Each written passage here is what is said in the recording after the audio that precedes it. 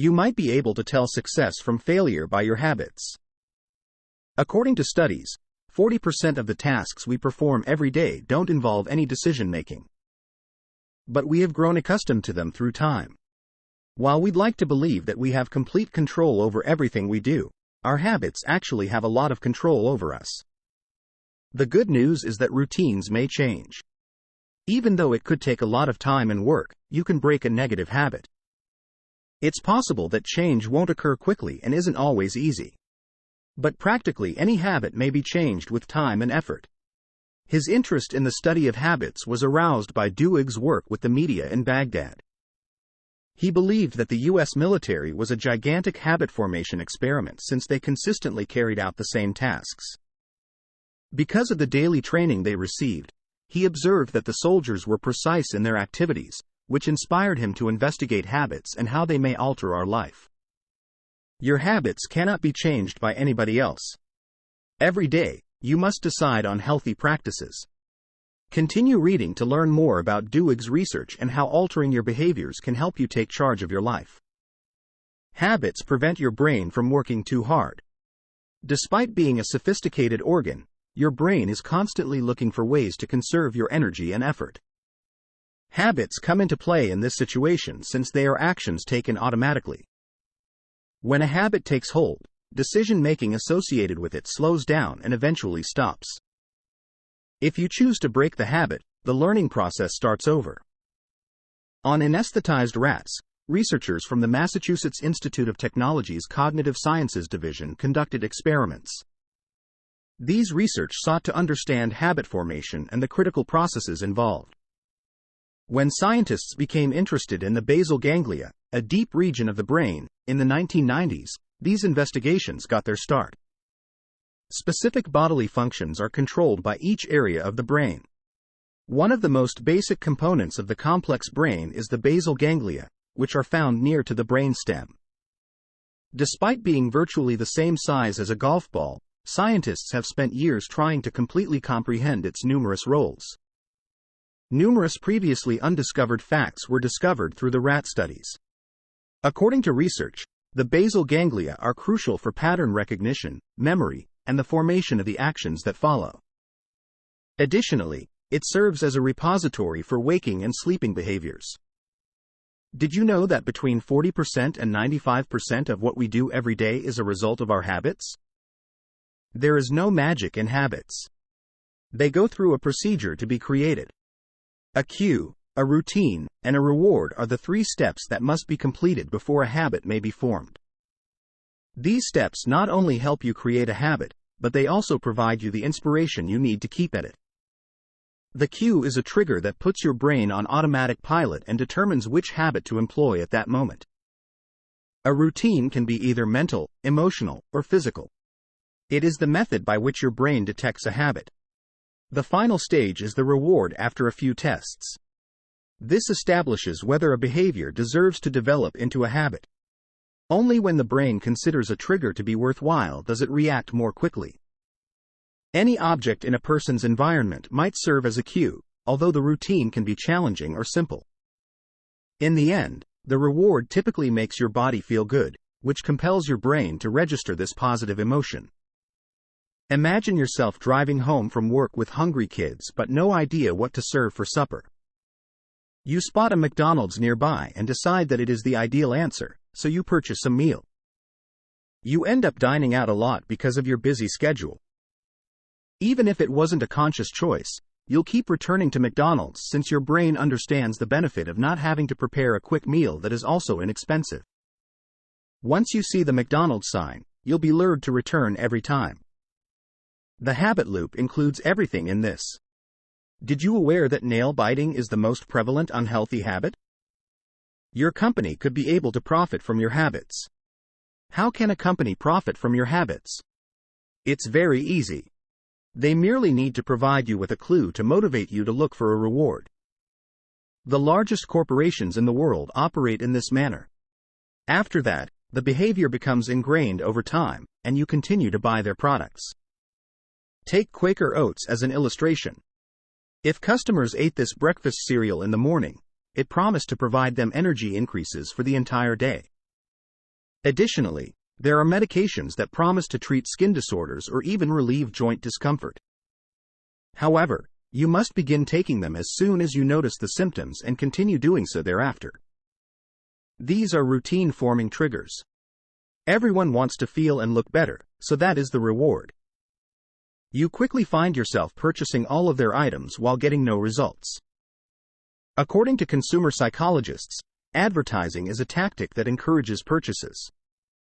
The phenomenon known as neurological desire occurs when you see an advertisement and your brain begins to crave a reward connected to a trigger. In 2002, a study was carried out by New Mexico State University researchers. They were interested in learning why people continued to exercise frequently in the face of difficulty.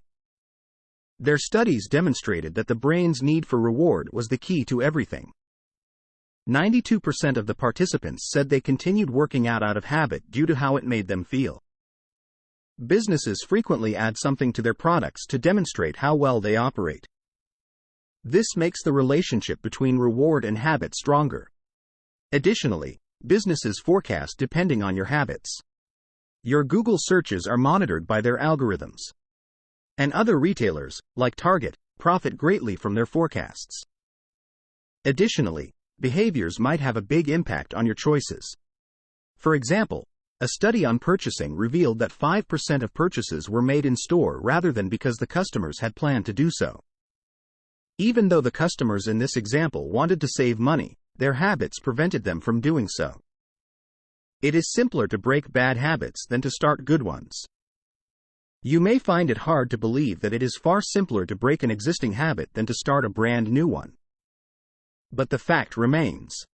The cause is because you already have some memory of the cue, routine, and reward associated with the previous habit. Instead of starting from scratch, all you need to do is alter a few components. One unbreakable rule of habit transformation is that you cannot get rid of a poor habit. It can only be altered. By altering your routine to achieve the same reward, you can break harmful habits. Alcoholism, obesity, and a variety of other mental health disorders can all be treated with this method of habit modification. Treatment for conditions like alcoholism, obesity, and even OCD have all benefited from its use. To create new, healthy habits, one must be open to change. Take someone who routinely bites their nails as an example. Every time they experience the impulse to bite their nails, they are handed a card to mark. The more times they mark the card, the more aware they will be of their behavior. Every time they felt the temptation to bite their nails, they were told to alter the regimen. They were now forced to either sit on them or put their hands in their pockets. They were instructed to rub their arm in place of chewing their nails, to make up for the unpleasant physical sensation. By identifying the trigger, altering the routine, and switching the experience, a habit was modified in this example. You must increase your good habits if you want to succeed. Keystone behaviors are those that are more important than others in life or in the workplace. They have an impact on your employment, sitting, living, financial decisions, and communication style. Everything else develops from these fundamentals. Without keystone habits, Michael Phelps might not have succeeded in winning many Olympic medals. These behaviors also help to explain why, seemingly against all odds, some college students perform better than others. One of the pillar behaviors is self-discipline, which involves being on time, working hard, and conquering challenges. This essential behavior is very advantageous and will help you succeed throughout your life. You are pushed by self-discipline to accomplish your goals by acting appropriately at the appropriate times. According to Duhigg, Travis Leach, then 9 years old, saw his father overdose. Travis went through a lot of difficult things, yet he had the self-control to manage 2 sizable Starbucks locations. Travis had a difficult childhood, but he refused to let it define who he would become. He was disciplined and put in a lot of effort. Negative habits will never get you where hard work and discipline will. Because they are aware of this approach, successful people develop positive habits and stick to them religiously. The habits of one individual can lead to long-lasting change. Individuals' thoughts and behaviors can also be influenced by societal or communal customs. Take Rosa Parks, the activist who launched a movement decades ago. Black people used to often ride in the back of the bus while white folks sat in the front. The civil rights movement began when Rosa refused to board the bus in the rear one fateful day. The egalitarian movements we witness today have their roots in this one deed. Because of this, habits and motions are closely related. They are reliant on one another. It wasn't only about defying the regulations that motivated Rosa Parks to refuse to switch seats. It was about dismantling bad social norms. The emergence of movements is a result of pre-existing social norms. Everyone in the community participates because it has an impact on everyone. Over time, it encourages people to form new behaviors and fosters community growth and harmony. Not all bad habits are habits at all. They can spark social movements that result in significant change. Therefore, it is useless to wait for someone else to improve a situation that you are uncomfortable with. To bring about that change, you can establish a movement. Our communities are experiencing a lot of problems. We cannot hold off on fixing them until the government does. Challenge any bad social habits you notice. Make sure to educate yourself first, then involve others in your community. Together, we can transform the world and subvert the established order, one virtuous habit at a time.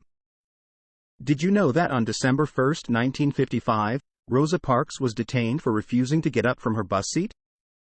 It takes a lot of personal effort to change behaviors. You select what you desire. A habit can be changed in a variety of ways. The fact that each person is unique, however, is the most challenging aspect. Your sibling may not benefit from what you do. You simply need to look for what works for you. The same can be said for habits. For example, altering your communication style is not the same as altering your office job prioritization. Giving up smoking is not the same as giving up eating carbohydrates. You've developed habits in all the numerous spheres of your life, but they may be altered. Imagine your entire collection of habits as a puzzle. Making a complete picture is always possible by locating the missing component.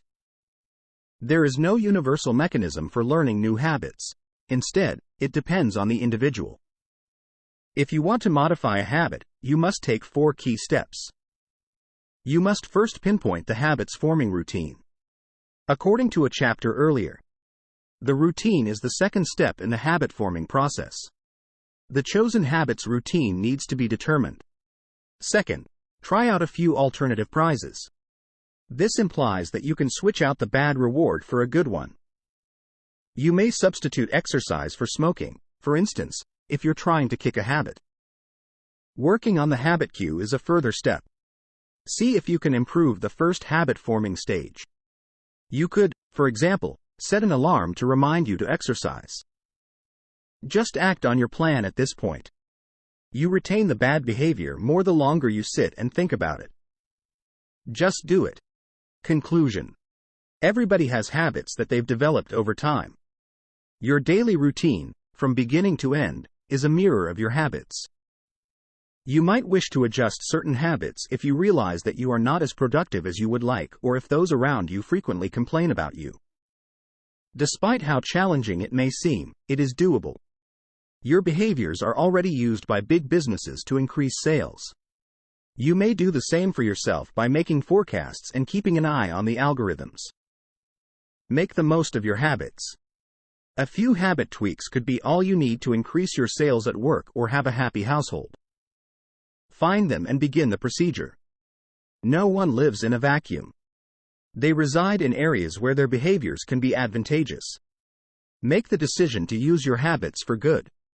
Whenever a change is required, decide to participate in it. You might simply be igniting a revolution as Rosa Parks did.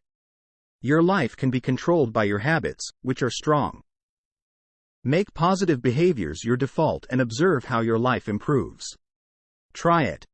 Consider the things you frequently buy and consider whether businesses are influencing your purchases in order to further their own interests.